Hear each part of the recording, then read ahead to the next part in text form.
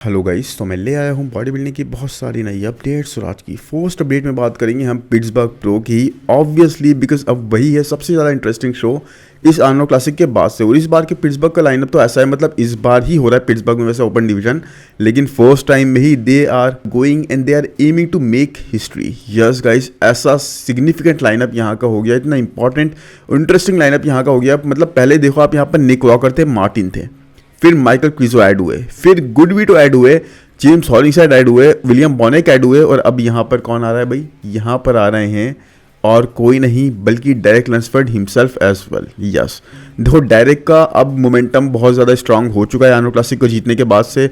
आप उनके वीडियोस भी देखोगे तो बहुत ज़्यादा पॉजिटिव माइंडसेट के साथ वो बात कर रहे हैं। He is looking very very happy, जो कि एक बहुत अच्छी बात है, बहुत ज़्यादा अच्छी बात है, बिकॉज मिस्टर ओलंपिया के बाद से हमने डेरेक का एक अलग ही वर्जन देखा जहां पर वो बहुत ज़्यादा सैड दिखाई देते थे, बहुत ज़्यादा डिटर्मिन्ड दिखाई देते थे खुद को दोबारा से प्रूव करने के लिए, बट एक अलग ही जोन में चले गए थे डिप्रेशन वाले कि हाँ मुझसे चीज़ें नहीं हो पाई या फिर अब क्या मैं चीज़ें वापस कर सकता हूँ। बट अब आर्नो क्लासिक के बाद से उनको एक तरह से संतावना मिली कि yes I can still do this, और इसमें मैं अपने आप को प्रूव कर सकता हूँ। सच में एक मोमेंटम क्रिएट करा गाइस, लास्ट ईयर के मिस्टर ओलंपिया के चैंपियन को इन्होंने बीट कर दिया, तो that is a very very important thing and very very good thing जो इन्होंने अपने माइंडसेट के लिए करी।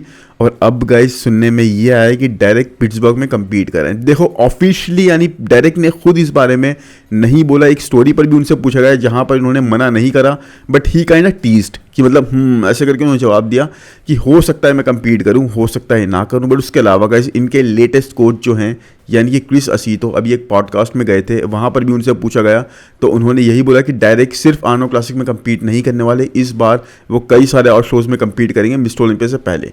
तो पूरी तरीके से हर चीज़ इस तरफ हिंट करिए गाइस। प्लस डायरेक्ट की कंडीशनिंग वगैरह आप देखोगे ना तो वो खुद को उसी तरह से पुश करना है, ऑफ सीजन या ऑफ गियर जाने वाली चीज़ उन्होंने नहीं करी, तो पूरी तरीके से पॉसिबल है। और ये होता हुआ पूरी तरह लग रहा है कि बस डायरेक्ट अब यहाँ पे compete करते हुए दिखेंगे। और अब देख लो चीज़ें कितनी इंटरेस्टिंग हो गई, मतलब कि पहले तो ये था कि मार्टिन और निक के बीच में बैटल होगी कौन जीतेगा, फिर उसके बाद हमने देखा कि माइकल क्रिजो कूद रहे हैं, और उसके बाद गुडविटो मैन, गुडविटो जिन्होंने लास्ट ईयर आप जानते हो मार्टिन को कितनी कड़ी बैटल दी थी। और इस वक्त जैसी उनकी अपडेट्स दिख रही है ना, फॉर एग्जांपल अगर मैं इस अपडेट की बात करूं तो आप देख सकते हो guys how crazy he is looking. इनकी कंडीशन देखो, बैक में इनकी ग्रीनीनेस वगैरह मसल्स में आने लग गई है, ग्लूट्स वगैरह पूरी तरीके से इनके कट्स वगैरह दिखा रहे हैं, सेपरेशन हैमस्ट्रिंग वगैरह तक में पता लग रही है। अब आप लोग सोचोगे कि इतनी जल्दी इतनी ज़्यादा कंडीशन क्यों है? ये पिट्सबर्ग में तो अभी आई थिंक 8 या 7.5 वीक का टाइम है, राइट? तो आप लोग इस बारे में बिल्कुल सही सोच रहे हो, बट ये इस वक्त he is not getting ready to do Pittsburgh. Yes, मतलब इसका मतलब ये नहीं है कि ये पिट्सबर्ग नहीं करेंगे, इस बात का सिर्फ ये मतलब है कि ये उससे भी पहले एक शो में compete करने वाले हैं, and that is Arnold Classic Brazil. Detroit का अभी नहीं पता गाइस, डिट्रॉय तो नेक्स्ट वीक के वीकेंड पर ही है, लेकिन उसके बारे में कोई पता नहीं है। और इनकी कंडीशन के हिसाब से या फिर जो दूसरे एथलीट्स कूद रहे हैं उससे नहीं लग रहा कि ये वहाँ पर compete करेंगे। लेकिन आर्नो क्लासिक ब्राजील जो विद इन 4 वीक्स के टाइम में है, उससे कम टाइम में है, वहाँ पर अब गुडविटो ना सिर्फ अपनी बिगिनिंग करने जा रहे हैं इस सीज़न की, इस सीज़न का आगाज़ करने जा रहे हैं, बल्कि वहाँ compete करके आई एम डैम श्योर कि वहाँ पे ये क्वालिफाई भी कर जाएंगे मिस्टर ओलंपिया के लिए। और उसके बाद आएंगे एक मोमेंटम क्रिएट करते हुए पिट्सबर्ग में with nothing to lose. Yes guys, लेकिन सच में यहाँ आप देखो इनकी बैक की अपडेट, गुडविटो के बारे में यही बोला जा रहा था कि भाई अपनी बैक पे इनको वर्क करना है। इनकी बैक ही एक इनका इकलौता वीक मसल था जहाँ पर इनको वर्क की रिक्वायरमेंट थी, डेंसिटी क्रिएट करने की रिक्वायरमेंट थी। और यहाँ पर इस लेटेस्ट अपडेट में गुडविटो ने यही दिखाया। इनकी बैक को आप देख सकते हो कितनी ज़्यादा डिटेल पता लग रही है, साथ में इनके ट्रैप्स वगैरह देखो, ग्रेनीनेस कितनी ज़्यादा आ रही है, मसल सेपरेशन क्वालिटी वाली है, डेप्थ ऐड करी गई है, मसल काफ़ी ज़्यादा डेंस हो गए हैं, muscle on top of muscle जो चीज़ होती है ना वो चीज़ इनके साथ दिख रही है। ग्लूट्स में भी देखो लाइंस वगैरह काफ़ी अच्छी हैं, हैमस्ट्रिंग लेग्स की तो इनकी बात ना ही करे तो बेहतर है, because he has one of the strongest legs of IFBB अभी के करेंट टाइम की अगर मैं बात करूँ तो वही है गाइस, लैट स्प्रेड पोज इनका काफ़ी ज़्यादा इंप्रूव लग रहा है। बैक में वो डेंसिटी पता लग रही है, जो टाइम लिया था उसमें इंप्रूवमेंट्स करी गई हैं। But back double bicep pose एक ऐसा पोज था जहां पर इनके लोअर लैट्स वगैरह उतने ज़्यादा पता नहीं लगते थे, वो विद उस तरह से निकल के नहीं आती थी, काफ़ी शैलो सा पोज लगता था, तो वहाँ पर देखना बाकी है। लेकिन उसके अलावा guys I really don't see any weakness in इस फिजिक, मतलब फ्रंट से देख लो, साइड से देख लो, हर जगह डेंसिटी और साथ में थिकनेस नेक्स्ट लेवल। तो गुडविटो सच में गाइज मैं यही बोल रहा हूँ कि गुडविटो का अब ऐसा हो गया कि भाई मार्टिन और निक एक दूसरे बैटल करने की सोच रहे थे, बट अगर गुडविटो ने उन दोनों को बीट कर दिया तो क्या होगा आप ये सोच के देखो।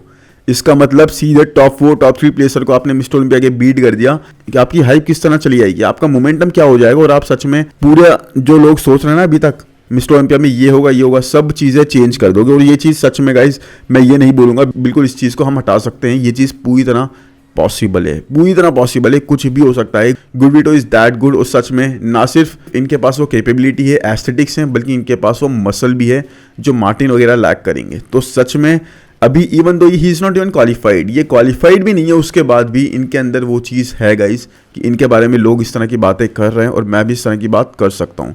इसके अलावा अब एक दूसरी चीज़ बताऊँ मैं आपको, बहुत ज़्यादा जो मज़ा आएगा आपको सुनने में, वो है डेरेक के बारे में। अब देखो डेरेक ने वहाँ पर बीट कर दिया सैमसन को, हार्डी को बीट कर दिया सैमसन ने, डेरेक को भी बीट कर दिया था। उसके बाद डेरेक ने वापस आकर आर्नो क्लासिक में अपने आप को रिडीम कर लिया और फिर से एक तरह से टॉप पे पहुंच गए सैमसन को बीट करके। रेसलिंग की तरह अगर हम इसे एक तरह से लगाने की कोशिश करें तो आप समझो कि डेरेक ने फिर से बेल्ट जीत ली। अब डेरेक को अगर यहाँ पर, जो कि आप लोग शायद ना मानो या फिर आप लोगों को लगे, बट एक पॉइंट है जो बोलना बहुत ज़्यादा ज़रूरी है कि अगर डेरेक को यहाँ पर निक ने बीट कर दिया पिट्सबर्ग में, चीज़ें देख रहे हो कैसी हो जाएंगी, देख रहे हो कैसी हो जाएंगी, बहुत ज़्यादा अलग हो जाएंगी। ये बहुत ही ज़्यादा चीज़ें इंटरेस्टिंग बना देगी ये चीज़। और सच में गाइज बिलीव करो या ना करो, लास्ट ईयर की ओलंपिया टीवी की बैटल भी जब मैंने कवर करी थी, आप लोगों ने देखी थी, वहाँ पर ऐसा लग रहा था कि डेरेक को निक बीट कर सकते हैं if he is at his best. तो वही है गाइज, डेरेक को अगर निक ने बीट कर दिया, जो कि हो सकता है, क्योंकि सैमसन से ज़्यादा ना निक की फिजिक में क्लोज मानूंगा डेरेक के। तो वहाँ पर अगर ये चीज़ पॉसिबल हो गई तो चीज़ें इतनी ज़्यादा खुल जाएंगी कि मतलब एक तरह से फिर डायरेक्ट के ऊपर ही आ जाएंगे टॉप पे।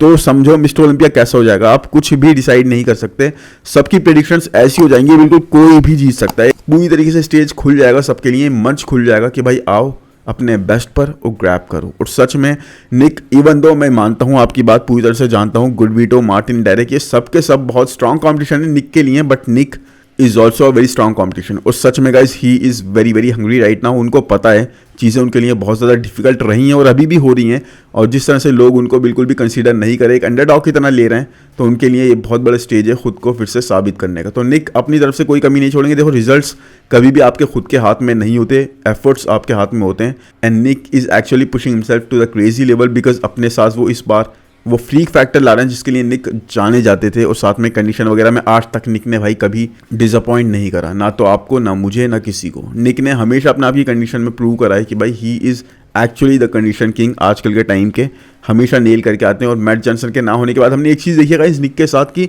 जब से काइले विल्किस के साथ वो ट्रेन कर रहे हैं नए अप्रोच के साथ, नए मेथड के साथ, तो चीज़ें आ रही हैं, चीज़ें चेंज हो रही हैं, डिफरेंस आ रहा है उनकी फिजिक में, मसल्स पॉप आउट कर रहे हैं। स्वीप्स वगैरह देखो आपने, कॉर्ड स्वीप जो मैंने कवर करी थी, कैसे उनकी इंप्रूव करने लग गई हैं।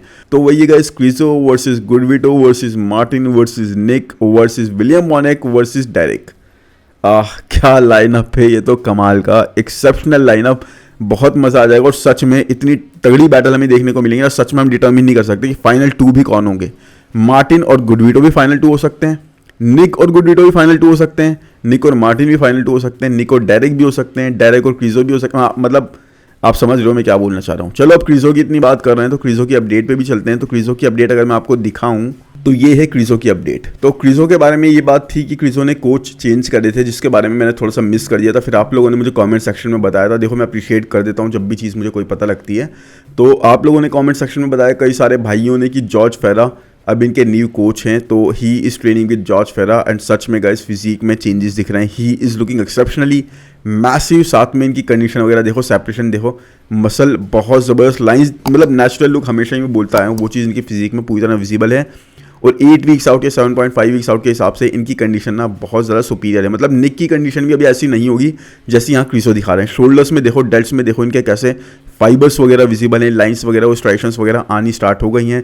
लेग्स में बहुत ज़्यादा सेपरेशन है, ये मतलब स्ट्राइशंस अभी इतनी जल्दी, ये फाइबर्स किसी के भी नहीं दिख रहे होंगे। इवन चेस्ट पे भी मुझे लग रहा है होंगे, वो हमें विजिबल नहीं है, बट अपर चेस्ट जितना भी हमें थोड़ा सा विजिबल है in the window of the tank top, वहाँ से हमें पता लग रहा है कि अपर चेस्ट पे भी वर्क करेगा। He is massive guys. बस वही है क्रिजो से भाई, मैं एक्सपेक्ट करता हूँ कि किसी तरीके से भी पोज होल्ड करना ये सीख लें, दैट इज़ इट। उसके अलावा इनको कुछ नहीं चाहिए। और जॉर्ज फेरा के साथ I really believe, I really hope और आई रियली एक्सपेक्ट कि भाई ये चीज़ें करके आएंगे। But Krizo is looking like a दानव, मतलब इन अ गुड वे गाइस, गलत मत समझना। दानव वर्ड का यूज़ भी हम अच्छे वे में कर सकते हैं। और सच में ये बहुत ज़बरदस्त भयंकर टाइप लग रहे हैं इस वक्त। ये सच में अगर ये अपने पोज होल्ड कर लेते हैं और अपनी वेस्ट पे थोड़ा काम कर लेते हैं ना, सच में वो लुक है इनके पास, बिल्कुल भी मसल इनके छेड़छाड़ करे हुए नहीं है। वो सेपरेशन बिल्कुल क्लासिक लाइंस वगैरह विजिबल हो जाती है इनके फ्रेम पर। तो मैं बहुत ज़्यादा एक्सपेक्ट कर रहा हूँ क्रिजो इस बार ये चीज़ें नेल करके आएंगे। नहीं तो फिर वही है ना, इस लाइनअप में देखो इतने तगड़े कॉम्पिटिटर हो गए हैं कि यहाँ पे टॉप 6 टॉप 5 भी आ सकते हो आप, क्योंकि 5-6 बंदे ही बहुत ज़्यादा तगड़े हैं। तो उसमें अगर आप कहीं से भी थोड़ा सा भी लैग करते हो तो आपकी प्लेसिंग वैसे ही गिर जाएगी। एनीवेज, इसके बाद अगर बात करूं मैं नेक्स्ट अपडेट की गाइस, तो वो है कोलोसस कैन की। यस गाइस, ये 2023 में नॉर्थ अमेरिकन चैंपियनशिप जीते थे, वहाँ पे ओवरऑल चैंप बन के वहाँ प्रो कार्ड जीता था। और उसके बाद गाइस अब after so many weeks of improvements, मतलब कितने महीने ले लिए, 1.5-2 साल ले लिया, और इम्प्रूवमेंट्स करने के बाद he is returning, he is coming back to the New York pro. Yes guys, New York pro से अपना प्रो डेब्यू कर रहे हैं और 8 वीक्स आउट इनकी फिजिक आप देख सकते हो। कॉर्ड्स तो पता नहीं, मतलब कुछ एथलीट्स हम ऐसे देख रहे हैं जिनकी कॉर्ड्स अगर लैग कर रही हैं तो उनकी ब्रिंग अप हो ही नहीं पा रही है, और कुछ एथलीट्स ऐसे देख रहे हैं उनकी स्वीप्स इनॉर्मस हैं, they are massive, they are gigantic. इनकी स्वीप्स देखो आप स्ट्रेट खड़े हुए भी कैसे पता लग रही है, बहुत ज़्यादा बिगर साइड पे बाहर निकल रही हैं आउट ऑफ स्वीप्स। और ये जेनेटिकली ना आपको बहुत ज़्यादा बेनिफिट होता है जब स्वीप्स ऐसी होती हैं, आप मेहनत करो, उन पर मसल मास पुट ऑन करो और वो इस तरह से फिर दिखने लग जाती हैं। देख रहे हो आप कैसे निकल रही हैं। और उसके बाद साइड पोजिस भी काफ़ी स्ट्रॉन्ग है, कंडीशन काफ़ी अच्छी लग रही है 8 वीक्स आउट के हिसाब से। He is also a giant guys, और साथ में एस्थेटिक भी बहुत अच्छे हैं, वेस्ट वगैरह इनकी बहुत स्मॉल साइड पे हो जाती है। He knows how to pose, और वो चीज़ बहुत पता लग रही है। डेंसिटी नेक्स्ट लेवल है गाइस, मतलब मसल डेंसिटी, चेस्ट देख रहे हो कितना ज़बरदस्त आ रहा है, बहुत ही भयंकर लग रहे हैं ये एथलीट। और सच में न्यूयॉर्क प्रो में देखो, वहाँ पे वैसे तो मेरे ख्याल से मार्टिन भी कम्पीट कर रहे हैं, बट निक का तो पक्का है। अब वहाँ पर इनके चांसेस क्या बनते हैं, कहाँ पर बनते हैं, कहाँ पर ये प्लेस करते हैं, कुछ नहीं बोल सकते। वैसे भी फर्स्ट शो होगा इनका, फर्स्ट प्रो शो होगा इनके करियर का, तो देखते हैं कैसे जाता है। But he is also very promising, जो मैंने सोचा आपके सामने में शेयर कर दूं। एनीवेज, आप लोग कमेंट सेक्शन में मुझे ज़रूर बताना कि कोलोसस कैन जो कि न्यू प्रो डेब्यू कर रहे हैं, उनके बारे में आपकी क्या ओपिनियन है, कैसे आप इनकी फिजिक को देखते हो, और क्या ये इनका सही डिसीजन है कि फर्स्ट शो ही जो उन्होंने पिक करा है वो इतना स्ट्रांग वाला करा है। मतलब फीबो जर्मनी वगैरह भी पिक करते हैं ना, वहाँ पर इनका सर्जियो वगैरह से मुकाबला होता है तो चांस होते इनके जीतने के, बट यहाँ पर अपने फर्स्ट शो में जब आप इतने धुरंधरों से बैटल करो तो चांसेस थोड़े से कम हो ही जाते हैं। तो नेक्स्ट अपडेट की बात करेगा तो वो है ब्लेसिंग अवोदिबू की। और ब्लेसिंग अवोदिबू ने एक और वीडियो टाइप रील बना के अपनी पोस्ट करी है, जहाँ पर आप देख सकते हो ट्रांसफॉर्मेशन या ट्रांजिशन इनकी डिफरेंट वीक्स में, और कैसे इनकी फिजिक इंप्रूव कर रही है। तो guys definitely I would agree कि भाई इनके कॉर्ड्स पे, इनके लेग्स पे वर्क करा गया है, इंप्रूवमेंट्स करी गई है, वो मसल मास पता लग रही है, बट अपर बॉडी इनकी और ज़्यादा मैसिव हो गई है। तो अपर बॉडी के मामले में देखो, अगर हम लोअर बॉडी को छोड़ देना, सच में एक टॉप लेवल कंपेटिटर हैं, टॉप लेवल कंटेंडर हैं किसी भी शो में जाते हुए ब्लेसिंग अवोदिबू। अपर बॉडी इतनी स्ट्रांग है इनकी, सच में कहीं भी कमी नहीं है, चाहे बैक से बोलो फ्रंट से बोलो। बैक तो बहुत ही अच्छी लगती है मुझे, बहुत ज़्यादा पसंद है इनकी, जैसे डिटेल वगैरह प्रेजेंट करते हैं डेप्थ के साथ में मसल्स के अंदर। लेकिन जहां हम लोअर बॉडी कंपेयर करते हैं ना, वहीं गेम ओवर हो जाता है। अभी देखो लोअर बॉडी इन्होंने वैसे ब्रॉटअप करी है, लेकिन फिर भी गाइस कमी तो थोड़ी बहुत लग ही रही है।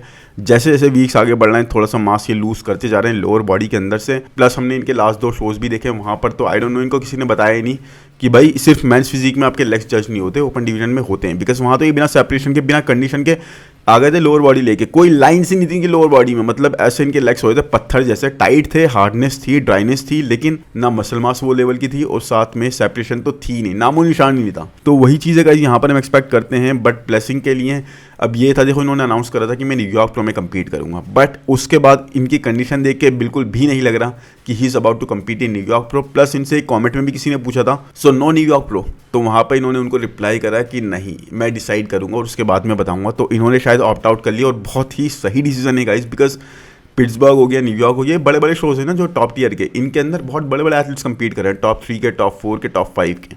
वहाँ पर चांसेस आपके नहीं बन पाते इतनी जल्दी, हल्के हल्के ही मोमेंटम क्रिएट होता है, और इतनी जल्दी आप नहीं बना पाओगे जब स्पेशली आप इतने लंबे टाइम के बाद रिटर्न कर रहे हो। तो वही है, कोई छोटे शो में कम्पीट करें, फीबो जर्मनी वगैरह, लेकिन वो तो बहुत जल्दी है, तो इनको टाइम लेना पड़ेगा। कैलिफोर्निया, टोरंटो वगैरह में हो सकता है कम्पीट करें, टोरंटो वैसे इस बार हो भी नहीं रहा। बट यस, अभी के लिए ये सही डिसीजन है, बहुत सही डिसीजन है भाई। अगर आपका मोमेंटम आपको खराब होता लग रहा है, या फिर आपका माइंडसेट थोड़ा सा चेंज हो जाएगा, या फिर गिर जाएगा अगर इस चीज़ में कम्पीट करने से, और आप उस तरह से परफॉर्म ना कर पाओ इस चीज़ से, तो भाई बैकआउट करना इज़ नॉट रॉन्ग, सही डिसीजन है, समझदारी का डिसीजन है, अपने कॉन्फिडेंस लेवल को बचाए रखने के लिए। Anyways, I really hope guys ये वीडियो आपको पसंद आया होगा। पसंद आया तो प्लीज़ लाइक कर दो, चैनल को सब्सक्राइब कर दो, कमेंट सेक्शन में ज़रूर बताओ कि अपडेट्स कैसे लगी और किसकी अपडेट्स कवर करते हुए देखना चाहते हो। बाकी भाई 20,000 पहुँचते जा रहे हैं, बट सब्सक्राइब नहीं करोगे तो नहीं पहुँच पाएंगे। कर दो, और मिलते हैं नेक्स्ट वीडियो में। Thank you, bye bye.